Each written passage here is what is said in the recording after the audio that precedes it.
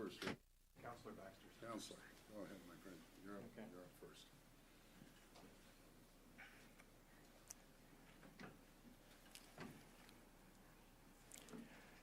Yeah, good morning.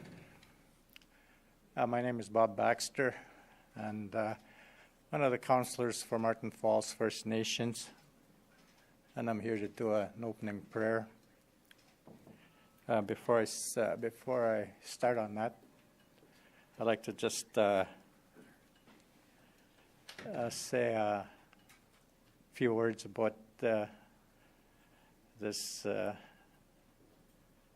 historical event that's going to happen today. And relating to the Marten Falls Community Access Road, we have worked long and hard to realize the vision of this community access road. This development creates immense potential, from reliable access to medical services to new opportunities for training, education, and wellness. For the first time, we will experience true freedom of movement from our community. And we are looking forward to the future this opens up for our community.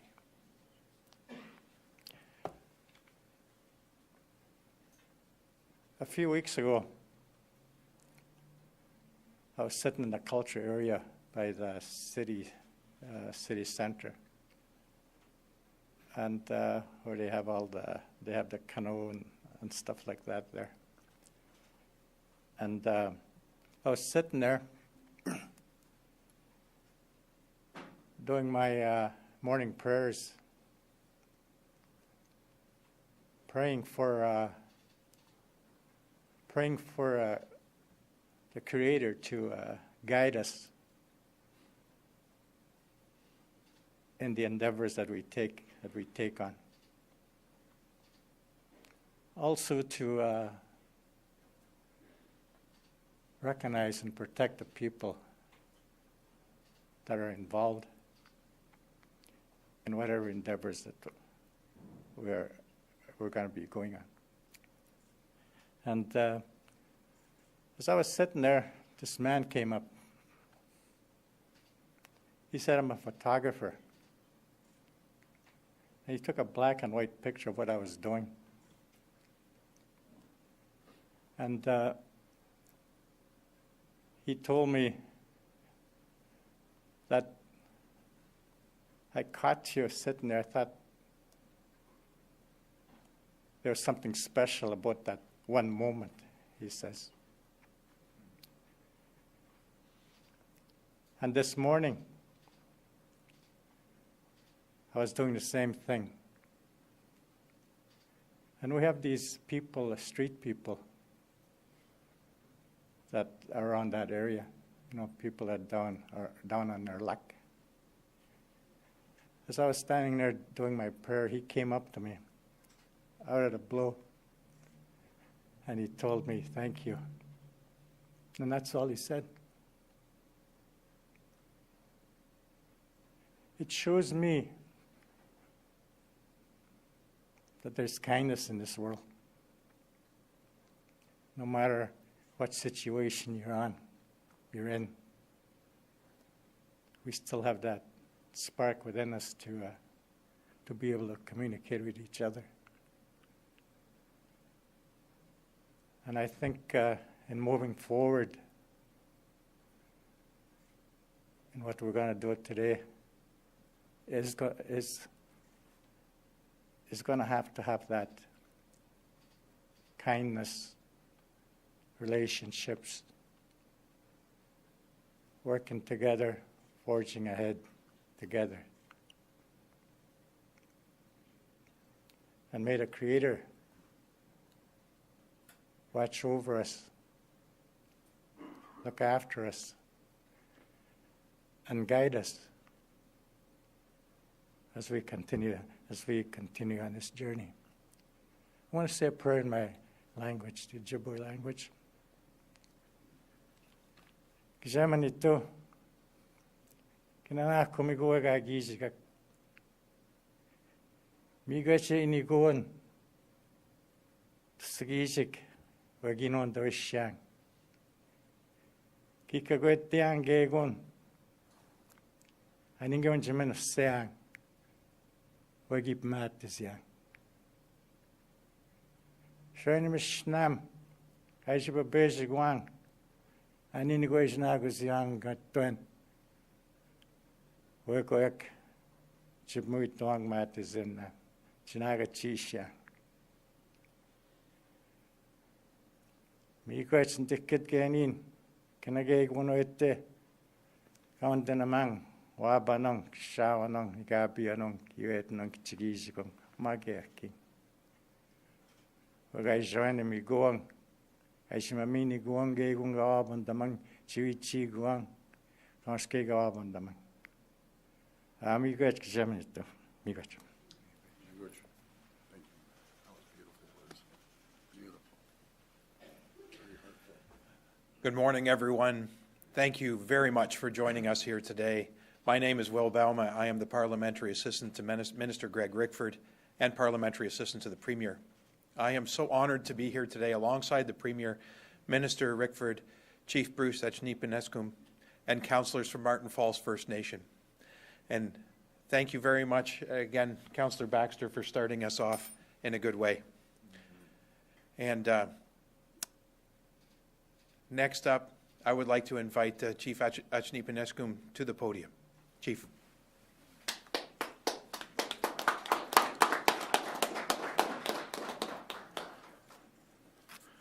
Miigwech, Councillor Bob Baxter, for the opening prayer this morning.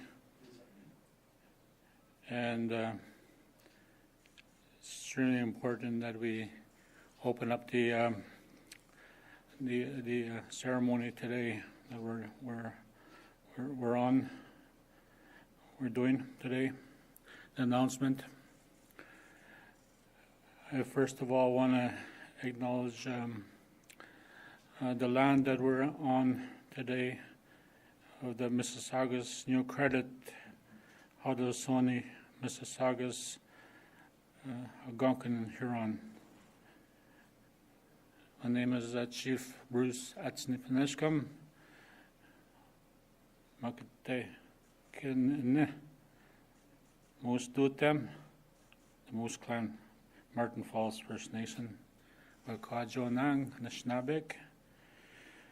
I acknowledge my council here. I traveled a long distance here today with me to come to this announcement and ceremony with the Premier and the ministers, and I acknowledge them also. I want to acknowledge my community elders who have guided us along the way on our path that we have undertaken many years ago to build our community and create partnerships with Ontario and industry. I want to acknowledge my community members, each and every single one of them, especially the youth in our community. And it's the reason why we're here today. Looking forward to, having the benefits go to the youth and the 7 generations to come. I want to acknowledge the Matoa Chiefs and the Anishinaabe Chiefs, which is our treaty organization, and the treaty we're from, the Treaty Number 9. I want to acknowledge the Premier Ford for inviting us today on this special day, and Minister Rickford. Acknowledge them and Minister Lisi, and the other ministers in this government. I acknowledge the Canadian government, also the federal government, which we are a treaty partner with under Treaty Number 9. The federal and Ontario government are our treaty partners under Treaty Number 9. We signed the treaty with the 2 levels of government, and they must be at the table in future talks and developments that happen in our territory. It's extremely important that they come and sit with us discuss development, discuss our lives, discuss how we're going to move together as nation to nation. It's extremely important we also talk about First Nations, our neighbors, that we have a deep connection with the land and with our relationship with the First Nations in our area. We're building projects together, large projects, infrastructure projects in the near horizon, hydro transmission line projects, road projects. We already have a broadband fiber optic project almost completed to all the 5 remote and also the road access Matawa First Nation communities. It's an extremely important project that's going to bring new technology to our communities. Marten Falls is going to be lit up in 1 year with that new technology, that fiber optic project. It'll be fiber right to the home for each community member. But we need to play catch up in other areas in our community. The wastewater system is not up to grade, and also the diesel generation system we're on right now is self-sufficient. Those areas lie with the federal government to improve in the community. That's why it's extremely important that we form a table, a tripartite table, with all the First Nations, and improve the community's infrastructure, so that we may grow and prosper, much like other communities in Canada and Ontario. During our meetings with the community members in our area, our community members live in our region, not only in the community. They wish to come home, and this is going to be an opportunity for them to come home more easily, more access. That's what this Marten Falls Community Access Road will bring, more access to our community. And right now we have to deal with very expensive air flight to get in and out of the community, and that has a big detriment on our health. We cannot easily jump in a car and then ride down the street to make an appointment to the doctors at any day of the week. It's been a huge hardship for our members. The cost of groceries, the cost of building supplies is becoming extremely expensive to bring up on the air transportation systems, and the shortened winter road season that we now have. The shortened road season comes down to approximately 68 weeks at the most.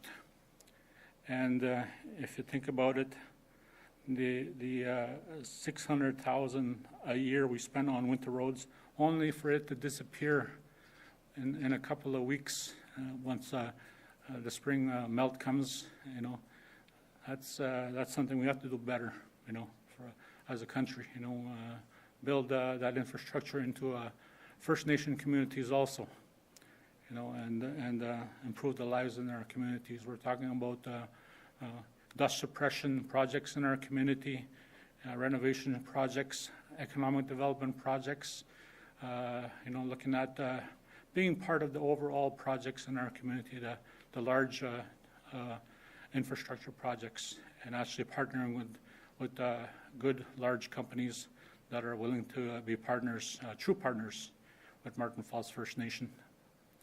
And there are many of them out there, and large and small, that want to partner.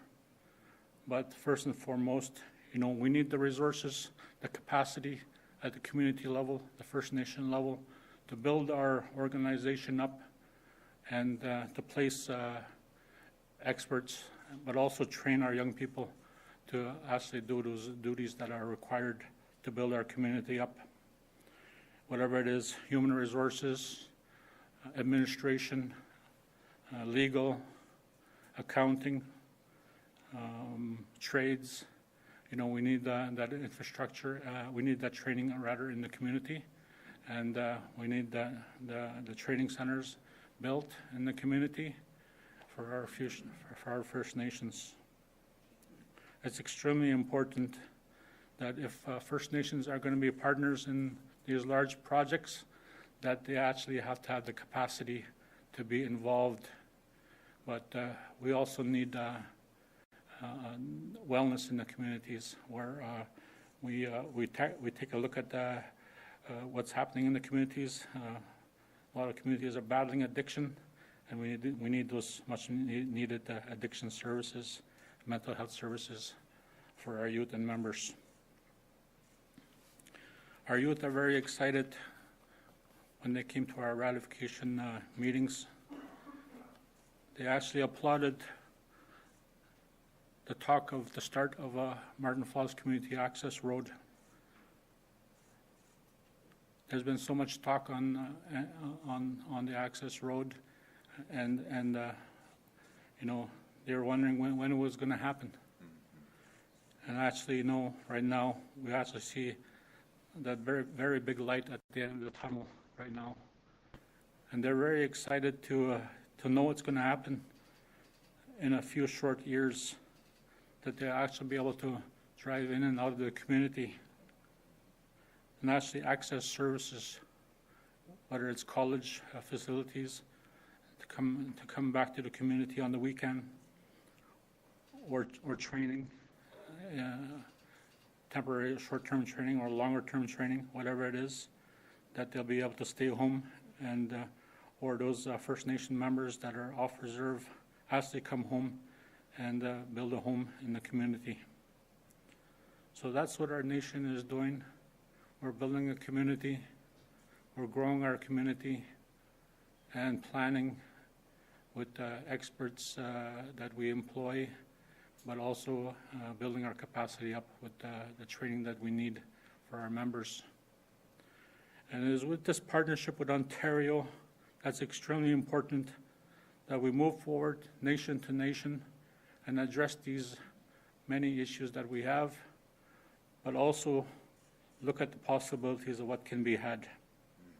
That's extremely important for Marten Falls Chief and Council and our First Nation neighbors, that, you know, we talk nation to nation, that we build our communities up, and that, you know, they also have a fair chance at a good quality of life, a better quality of life than they had in the past. We are willing to overcome what's happened in the past and build our community up and find a way to prosper together.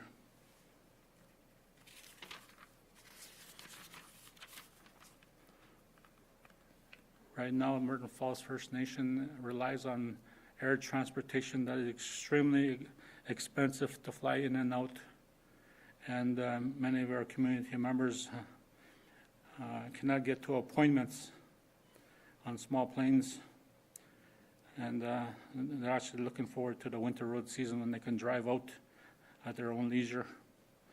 But it shouldn't be like that. It should be driving out at any time.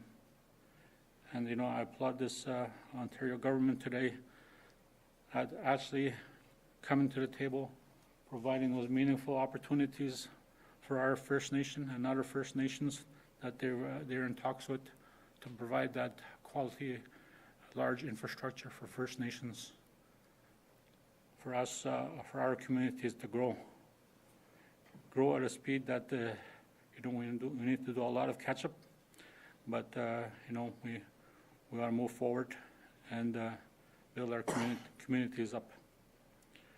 We need training in the community, as I said. We need our members need technical skills.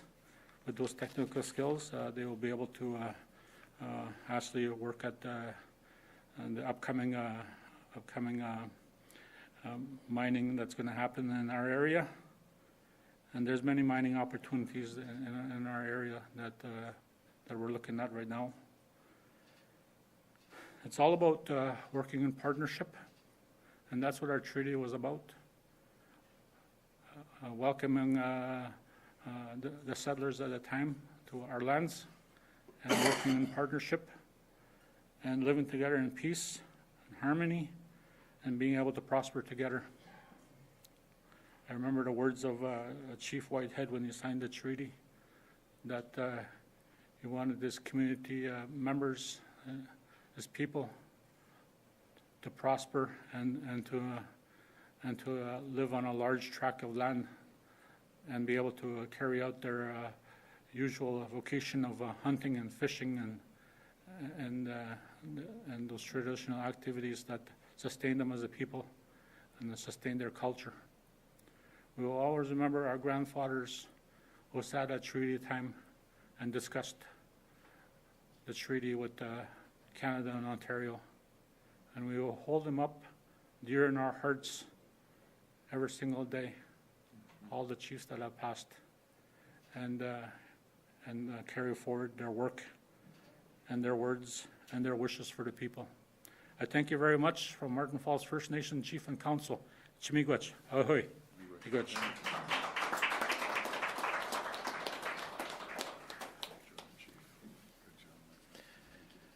Thank you, Chief. And next up, we have Minister Greg Rickford. Well, how about this community of Marten Falls First Nations? This is an exciting day and a historic day for all of us. I want to thank the Chief, Council, and the negotiating team in particular for the past couple of weeks. Extensive travel, long days coming to this point. I've said it before, friends, but this is about building consensus and shared priorities to develop not just the Ring of Fire, but the legacy infrastructure, as the Chief said, that will serve his community and the communities with a view towards prosperity, better access to economic, social, and health programs and services. I take us all back to what the province has been in pursuit of with the communities.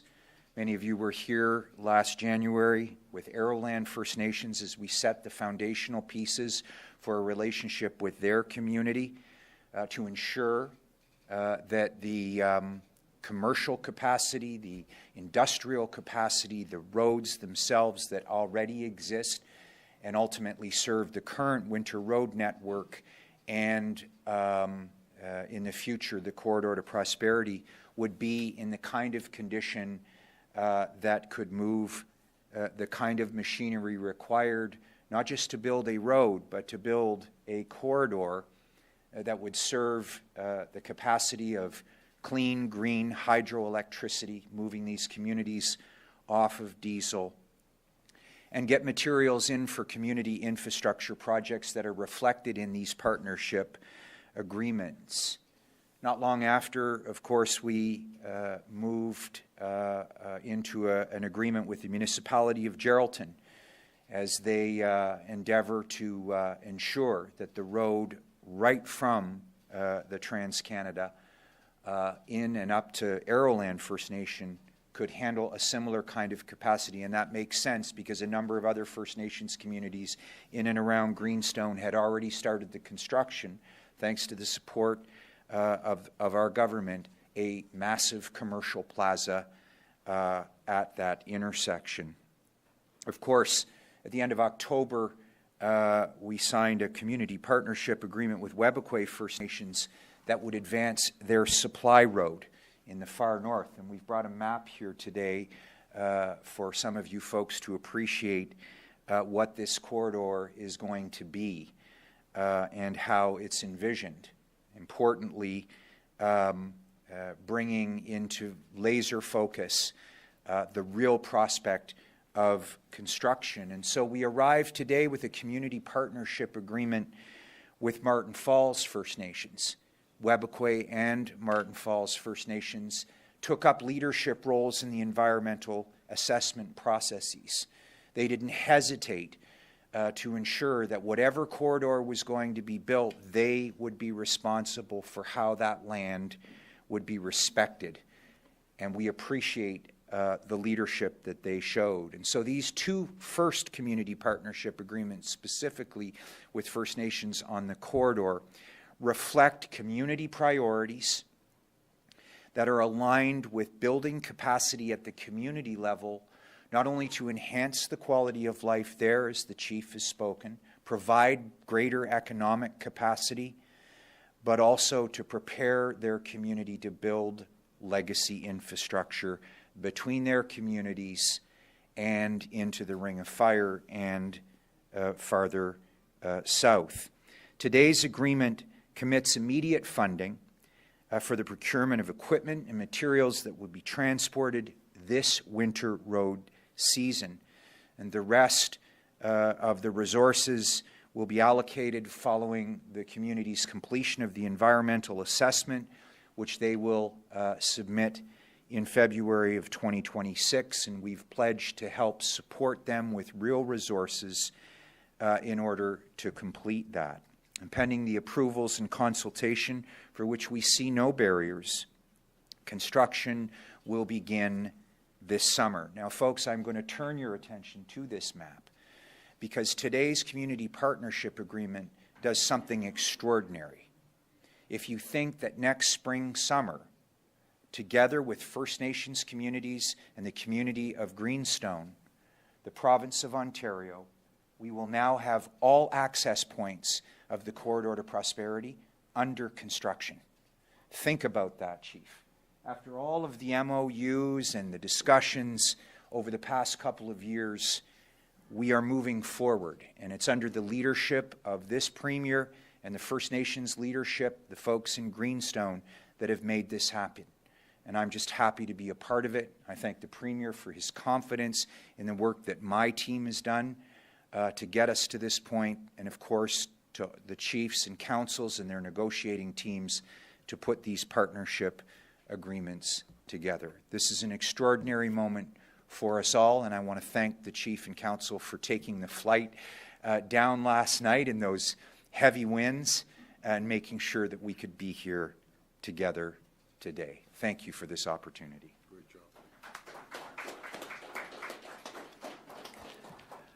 Thank you, Minister, and now our Premier. That's great. Thanks, Will. Thank you.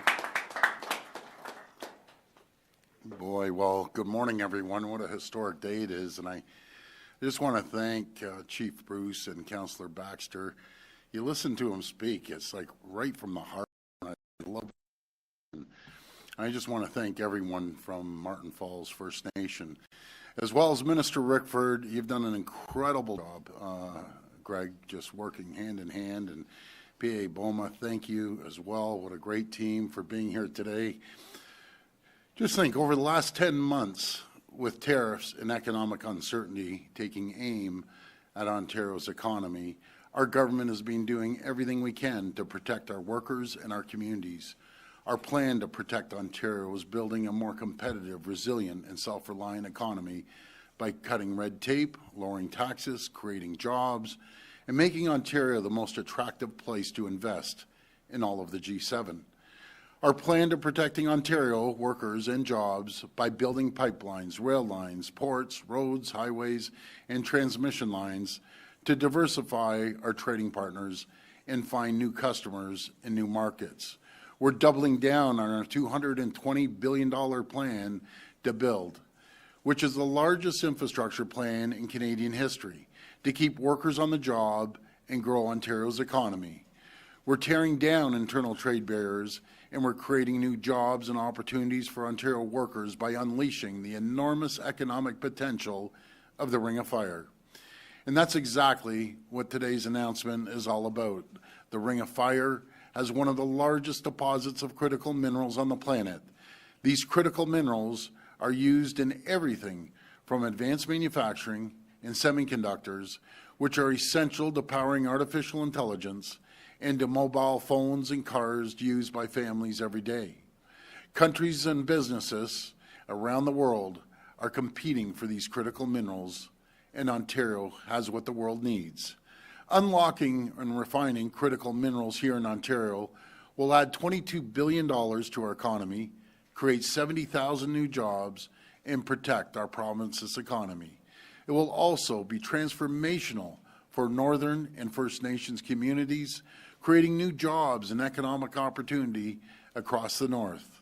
And today, I'm absolutely thrilled to welcome our government's agreement with Chief Bruce and Marten Falls First Nation to work together on the planning and construction of Marten Falls Community Access Road.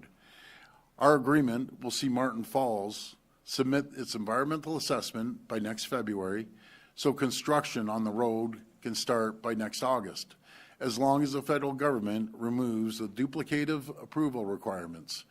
This agreement also confirms that we will work together to advance the Northern Road Link northwest of Marten Falls. The Northern Road Link will in turn connect to the Webequie Supply Road and the Ring of Fire, as you can see right behind us. And thanks to our recent agreement with Webequie First Nations, work on Webequie Supply Road is set to begin by next June. These roads, along with roads being upgraded near Arrowland First Nation, will connect the Ring of Fire to the rest of the world and will connect Marten Falls and other communities in Northern Ontario to economic opportunity and prosperity and better services. As part of today's agreement, our government's investment will support vital community projects and critical infrastructure improvements across Marten Falls First Nation to improve access to service like healthcare, create jobs, and strengthen local economy. This agreement is a historic milestone for the future prosperity and security of our province and Marten Falls First Nation. And together, in partnership, we're unleashing economic development in the north, protecting workers across Ontario, and building a more competitive, resilient, and self-reliant economy for generations to come. Together with First Nations, union members, municipalities, and workers across the province, we're going to unleash the enormous economic potential of the Ring of Fire. And together, we're going to protect Ontario. Thank you, and may God bless the people of Ontario. Thank you. Are we taking questions? Signing ceremony. Oh, yeah. So next up, we'll do the signing ceremony. And Chief, Premier.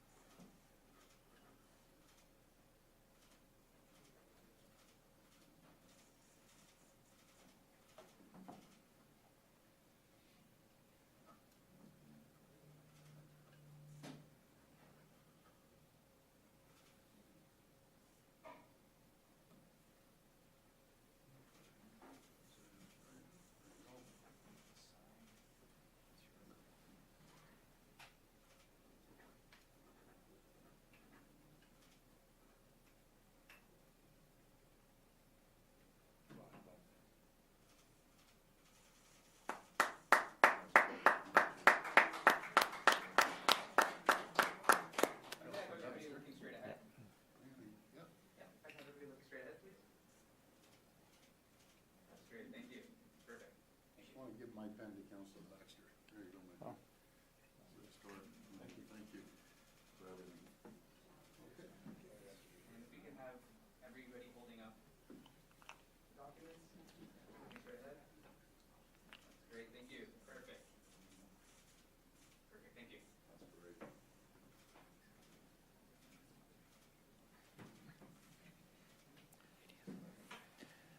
And now we'll head into media questions.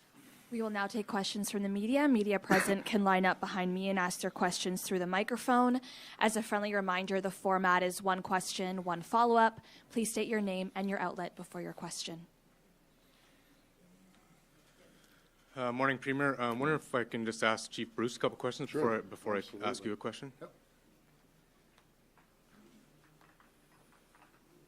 Hi, Chief. Liam Casey from the Canadian Press.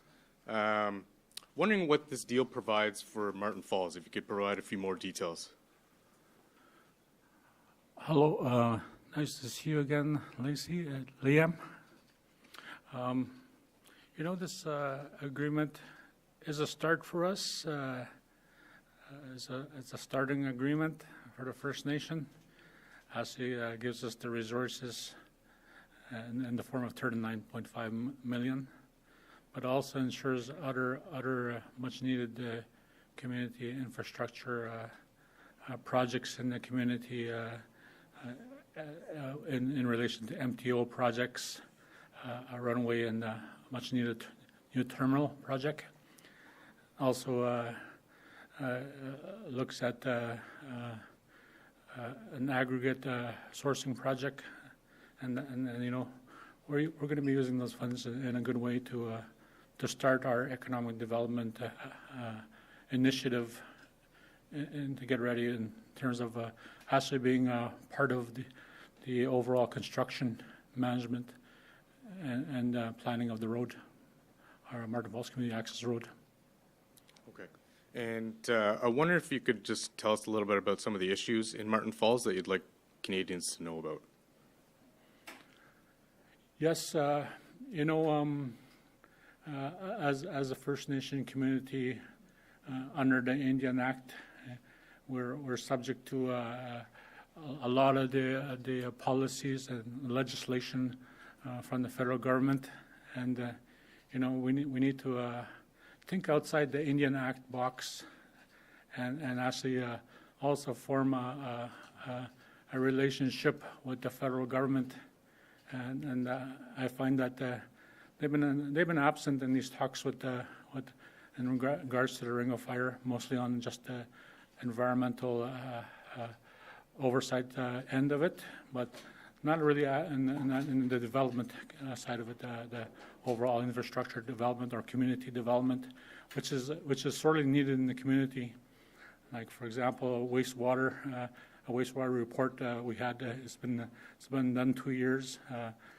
Last year we declared state of emergency on wastewater, and today it's the same. There's no progress on a wastewater project in the community. Those kind of projects also, you know, the diesel generation project is too small for our community. We've outgrown it, and we lack the power in the community. You know, thankfully the Premier announced the transmission line project approximately 3 springs ago, to connect the last remaining Achneepineskum communities to the grid, and we're already starting that planning with Ontario and IESO to kick that off and do further planning to accelerate that much needed infrastructure into the community. Okay, thank you. Premier? Yes.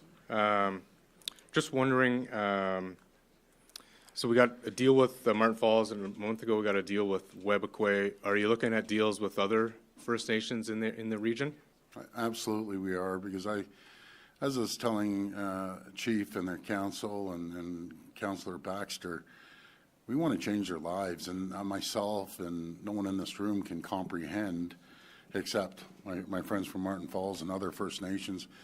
Like, it's as simple as being able to hop in your car and go for a drive, maybe down to Thunder Bay, or being able to hop on a plane. That you know, I said we gotta pave that runway, and they were saying, like, the dust in the community gets into people's lungs, like stuff we can't even comprehend, or a community center that they're using as their grocery store.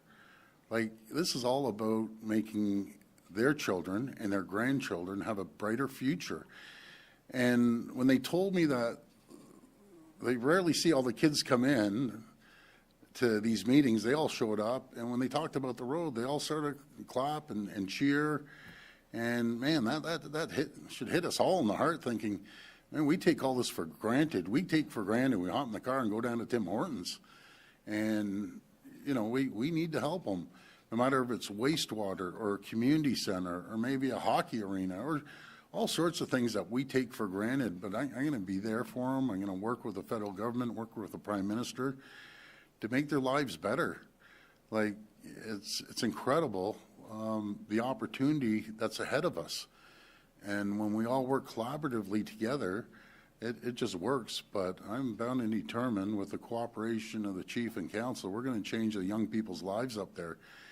And they're having a Christmas party on December 18th, and I said, I want to get online and talk to the young people to give them hope and opportunity. Tell them that there'll be training, so they're the ones that can help build the community centers, help build the roads, you know, and learn accounting and anything else that they might want to do. Bring in resources for training, build a training center. These are the things that they don't have, but the reason I'm in government, to help people. It's as simple as that. And you know, sometimes we just take for granted. All of us could go down the street and cut a ribbon for a 50-story building, rah, rah, rah. That's okay, but nothing makes me feel better than knowing that we're changing a whole community's lives, not just their community, but everyone around that community, that we're going to get done. And you were telling, Greg, they were telling me, you hop in a single prop plane, and you're way up in God's country. And, you know, there's no toilet on the plane. There's nothing. You guys got to experience this.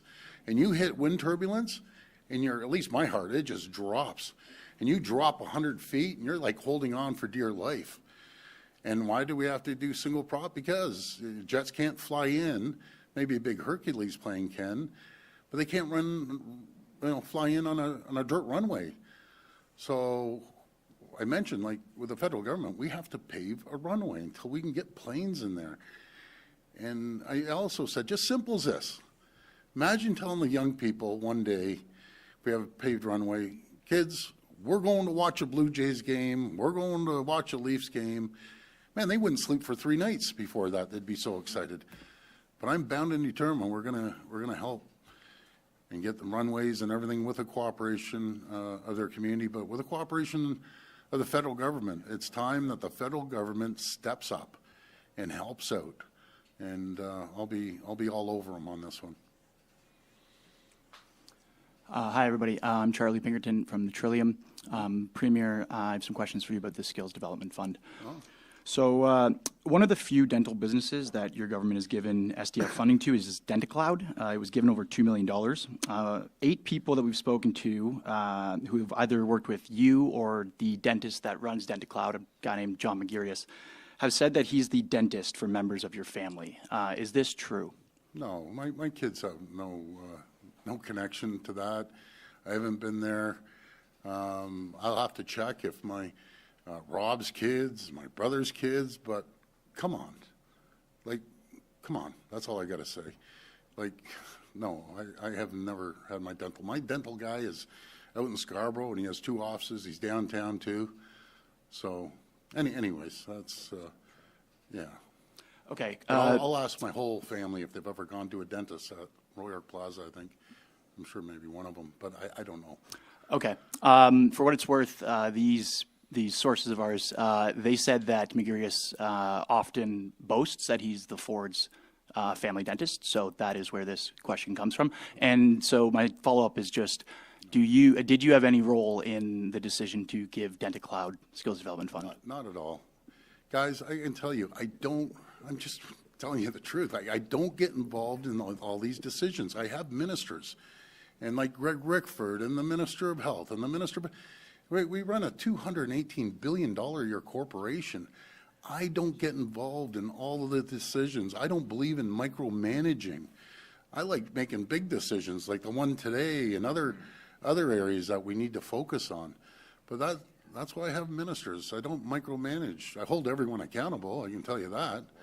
But no, I don't get into you do this, you do that. It doesn't happen. But anyways, next question. Premier, on another subject, the Prime Minister signing an MOU today with the Premier of Alberta. That's great news. And it's great news. I know you've said that before, that you were hoping for. But it sounds like Mr. Carney is going to give Alberta some exemptions to federal climate change regulations, things like that.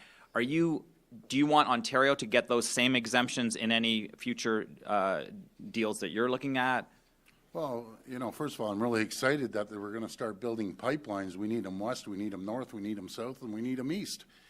And as long as they're using Ontario steel, that's what I'm looking forward to, creating more opportunities, more jobs, and we want to work with them. We have one of the cleanest grids in the world. We're refurbishing Pickering, and we're doing a lot of work, so it's down to about 90% clean energy, but we want to get back up to 97, 98, and even 90 is one of the cleanest in the world. We need to build out our nuclear capacity, large scale and small modular reactors. We're leading the G7 that we're investing hundreds and probably 150, $200 billion, creating 150,000 jobs, the good paying jobs, and giving opportunities. And that same energy can flow right up to First Nations community to help them. And again, I go back to people do not understand, myself included, to live on diesel 365 days a year, their whole lives. Like Chief Bruce hasn't experienced anything but diesel. We're going to get those transmission lines up there one way or another and bring electricity to these communities that are so badly needed. We're going to spend the money to get the transmission lines up there. So just to follow up, are you expecting Ontario will get the same exemptions that Alberta is receiving? And if you don't, what will you do? Well, hopefully we do. Hopefully we get treated fairly right across the board. I just want to move, with Trump attacking our economy, attacking our country, faster, quicker, immediate. I'm going to repeat that, faster, quicker, immediate. We need to get things done immediately. And we can't fall behind, and we can't get caught up in red tape and regulations with the federal government and provincial government and municipalities. We're in a fight right now, and we're going to win this fight against President Trump and the attacks. And I'm going to do everything we can to protect Ontario and Ontario residents and communities and businesses. We're putting over $1 billion out there to protect them. And like I've always said, I won't spare a penny to make sure we protect communities. That includes First Nations communities. We're going to work well with them, but I'm going to protect them as well, whatever it takes. Hi, Premier. Laura Stone, Globe and Mail. Hi, Laura. On the same topic, though, the BC Premier has been pretty clear about his opposition to building a pipeline into his province and scrapping the tanker ban. And so, as a leader of a provincial government, are you concerned about decisions being made against the wishes of the Premier of that province? Well, I don't get involved in out west politics. That's up to Premier Eby and Premier Smith and the Prime Minister to work their issues out. I got enough to handle here in Ontario. I don't need to handle. We need the feds. Yeah, but exactly, Greg. We do need the feds here. We need them to show us some love and some support. And I'm confident. And I thought it was a great announcement, by the way, with the steel yesterday. I've been pounding away on the steel for a long time. And Ron Bedard from DeFasco and other steel manufacturers have been all working, and I'm really happy that the federal government, the Prime Minister, made that announcement, because it really helps us out from countries dumping steel and taking our jobs. So we'll put an end to that. Thank goodness. Okay, thanks. But just putting the pipeline issue aside, Yes. what if the federal government wanted to work with another province to do something in Ontario that you don't agree with? I mean, doesn't this set a precedent that could be potentially damaging for the provinces? Yeah, but that's hypothetical. It could be pouring snow out there tomorrow too. I don't know. He works well with us. The Prime Minister works very well with me. We get along very well, and he wants to work with us, not go against us. But out west, that's going to be up to Premier Eby to work that out with the Prime Minister and the federal government. But so far, I've been working very well with the federal government. It's all about communication. It's all about building relationships. And that's what we're doing. And that's what we're doing with Marten Falls as well, and all First Nations community. Hi, Premier. Tina with City News. Hi, Tina. Premier, there are concerns that the signs replacing speed cameras are too large and could create blind spots. My question for you is, was there any consultation done on these signs? Did your government speak with any road safety experts before approving them? Yeah, well, these signs are up all over the place. You know, when they told me this, I broke out laughing. I was at the city. So let's get this straight. All the other municipalities is no problem, but sure enough, it's Toronto again and Ottawa. They can't put up a big sign. Like, do I have to go there and show them how to put up a big sign? Like, I was there for 4 years. They put up big signs. They put up big signs everywhere. I think it's just another excuse. You don't like the signs? Put up the speed bumps. We're giving everyone $210 million. Just another excuse. But if they need help putting up a large sign, even though they've done it 10 million times, we will have a team out there and I'll say, this is how you put up a big sign. It's a joke, actually. Like, I can't believe it. It's just another tactic.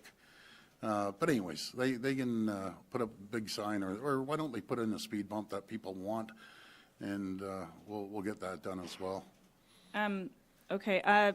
Are you suggesting then that they're making this up? And also, cities like Toronto, they haven't received enough signs. There are 641 school zones, and there are only enough signs for 20 of them. So why didn't you give them enough signs, and are you leaving school zones unprotected? We're getting more signs put up there. It's amazing. The signs you gave me are too big, but I need more signs. Like, come on, guys. Like, you must have think I just fell off the turnip truck. Like, you're getting the signs. We're going to put speed bumps. Why isn't the transportation, area start putting in these the speed bumps? Why? What's taking so long? We're giving you the money to do it. So let's work together. They'll find every excuse in the world, but at the end of the day, in October of next year, the people of Toronto are going to have a choice. They want to keep moving down that road, or they want to change in going down that road. I get along very well with the mayor, by the way, very, very well. And I'll call her. But, like, if you need help putting up a sign or you need more, just call us. We're putting out $210 million to help the 37 communities out of 444 that decided to do this. Hey, good morning, Richard Southern, 680 News Radio. Richard. Hello. With 4 or 5 weeks left in the year, I imagine you may now have an answer to this yes or no question, Premier. Will the Eglinton Crosstown open before the end of 2025? Yeah, my favorite one. I always tell Richard, this thing has been a disaster since the Liberals started it, and yeah, I'm pushing. I'm pushing like crazy, but they want to make sure it's safe. Thank goodness the Finch LRT is going. That's exciting, and hopefully by the end of this year, we're going to get rid of all the kinks and finally get this thing up and moving. But on a positive note, the Eglinton West, on time, on budget, actually ahead of time, I think 4 to 6 weeks, and then we're working on the Scarborough line, working on the Young North extension, working on the Ontario line. The toughest line out of them all, I'll tell you, going underneath the city is the Ontario line. And then we're building the Hazel LRT, and we're doing the Hamilton LRT. So we're building the largest transit system in North America. And I think we're getting better every single time we do a tunnel, and we're doing it faster and quicker. So then we're going to start working on the 401 tunnel. That's the next big one. So that's coming down the chute too. I respect the fact that you want the Eglinton to be safe when you open it, but just to be clear, is the target, is the intent right now to open that in December? I will get a confirmation, and we're going to see each other again before the end of the year. And I'll ask them, I need a confirmation. I've been asking for a confirmation for this thing for 2 years. It's driving me crazy, just even more than the public. Like, just get the damn thing moving, but make it safe. So we're going to get there. It was a big project, but, Richard, I remember the day when we signed the deal when Rob was mayor, and I remember we were in his office on the Eglinton Crosstown. I kept fighting, let's put it underground. They put it above ground in some places. But anyways, thank goodness once this gets open, because I'm first to admit it's been a nightmare. But for both sides, by the way, the builders had 240 non-conformances, and so that was a problem way back. But now we're resolving it, and I got to give a shout out to Michael Lindsay. The guy's sharp as a tack. I'm telling you, anyone who knows Michael Lindsay, the new CEO of Metrolinx, will say the exact same thing. Hi, Premier. Moira Welsh with the Toronto Star. Yes. You spoke about construction starting in August. If the duplicative efforts have ended, what is the status? Are you in talks, and what is the status of that? Yeah, we're working well with the federal government, so I think they're on side, but let's stay tuned for an announcement. The PM and I will be doing together in a little while, and it's basically one window, one project, one process. He understands it. We have to move. We have to move as quickly as possible. I'll tell you, and I'm not speaking for all First Nations by any means, but Chief Bruce wants to start getting that road. He wants prosperity. He wants things going. You imagine having 68-week window to get all your goods in. You know, he wants a proper road, not one that falls apart in the spring thaw and everything.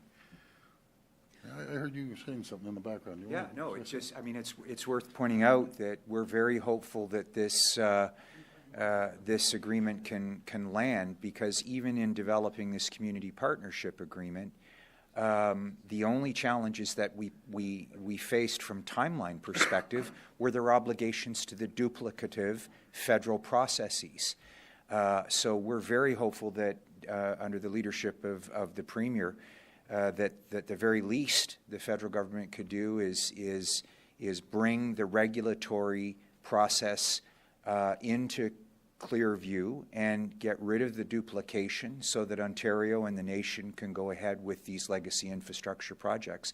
That was one of the snags in arriving at the community partnership agreement. We got over it, but it was the federal government in the way. So we hope that that'll be resolved in the not too distant future. Do you have a specific timeline for that then? Well, this is, as the Premier said, stay tuned. I mean, we obviously are hopeful that the federal government's level of interest in what's happening in Western Canada translates into things that matter to the people of Ontario and the isolated and remote First Nations communities that are invested in the corridor to prosperity and all of the other things that come with it. And as I've said before, you know, where are the feds? This is something that you heard the Chief say loud and clear today. The only meaningful role they've played so far in this is the additional regulatory processes. And to the extent that the Premier is now in a position with the Prime Minister, hopefully to announce soon some kind of an agreement that will move those obligations out of the way so that we can get into the business of building. Don't you like Rickford's new jacket? I got to find out who the tailor is. The guy's all decked out. The chief had to make me laugh. He says, I'll take a subway up there, 100%. Hi, Premier Isaac Callan, Global News. This agreement with Marten Falls, does it involve anything allowing you to use special economic zones to move this road forward? And if not, is anyone from Marten Falls opposed to creating special economic zones as part of this project if it speeds the timeline up? I'll pass that over to Greg or the chief. Sure. Whatever you want. I mean, so far there hasn't been an aspect of Bill 5 in getting these agreements and planning the infrastructure. Look, this has always been about First Nations leadership, whether it's the environmental assessment process or what have you. They've showed tremendous leadership, and we extend that leadership opportunity for them and by them to make determinations what tools in the toolbox they want to use to get this done. As I said, the Premier, myself, Chief Bruce, and leadership in Webequie First Nations and other communities in the surrounding areas want these projects to get underway at the community level and for the benefit of the region. And so they'll be available should they make a determination that they're useful for that development. Does Chief Bruce want to comment as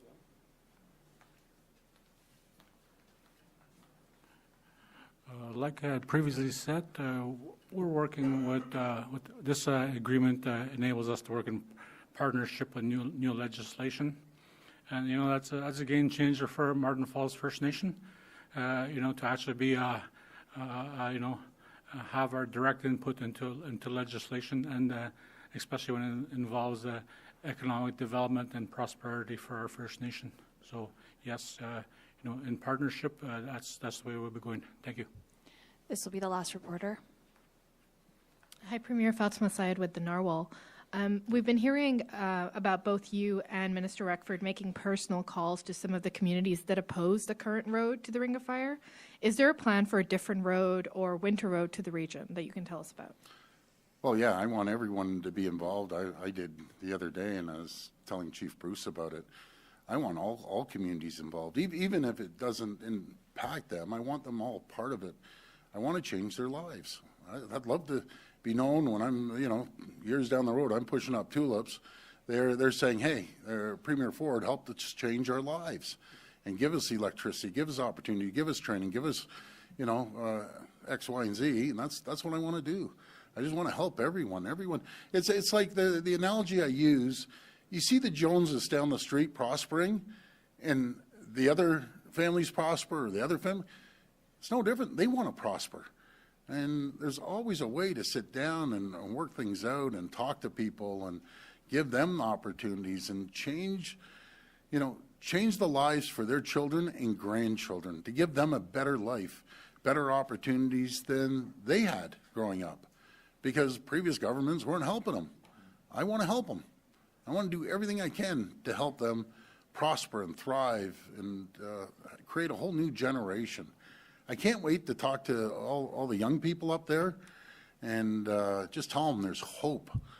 You're going to be able to have that car and drive into town. Maybe it's going to take a few hours, have access. You're going to have a paved runway with the support of the federal government. You don't have to be breathing in all this dust. And guess who's going to be doing it? They're going to be the ones building the community center with training. They're going to be able to pave the runways and the roads and everything else. That's my goal. At the end of the day, I just want them to have a better life. And that's it. Any other questions? That concludes our media questions. I'm sorry. We want the federal government to show us some love. What do you mean by that? Well, us or First Nations? Well, I don't know. You said it. Do you know what love comes? Many forms, but one when it comes to government is cash. Pull up the Brinks truck or whatever company it is nowadays, and let us have some funding. And that's the same with the Chief Bruce and Marten Falls. Like, let's get some money that they can pave the roads. Pave the runway. Get money that we have a proper water system, wastewater system.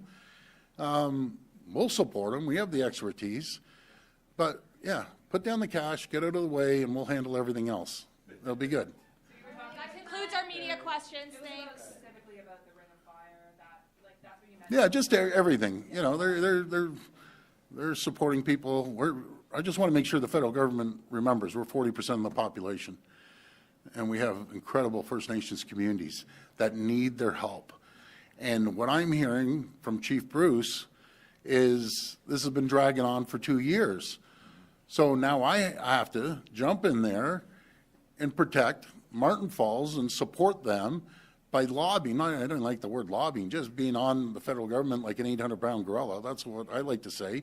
And saying, Prime Minister, we need the water treatment. We need wastewater. We need the runway paved. And you guys know what I latch on like a pit bull. That's my number one job, is to protect everyone in Ontario, no matter if it's the First Nations communities or everyone else. I will do whatever it takes to protect communities, people, and jobs and everything else. That's my number one thing. But anyways, thank you again. I want to thank Chief Bruce, Councillor Baxter, the whole council that came down here. I want to thank you. I hope you have a safe trip back, and together we will change lives in the North and the First Nations communities, and especially the ones that have signed these agreements. And I'm very, very grateful. And miigwech. Thank you. Thank you, everyone. We're going to have community members from Marten Falls now in here for a photograph.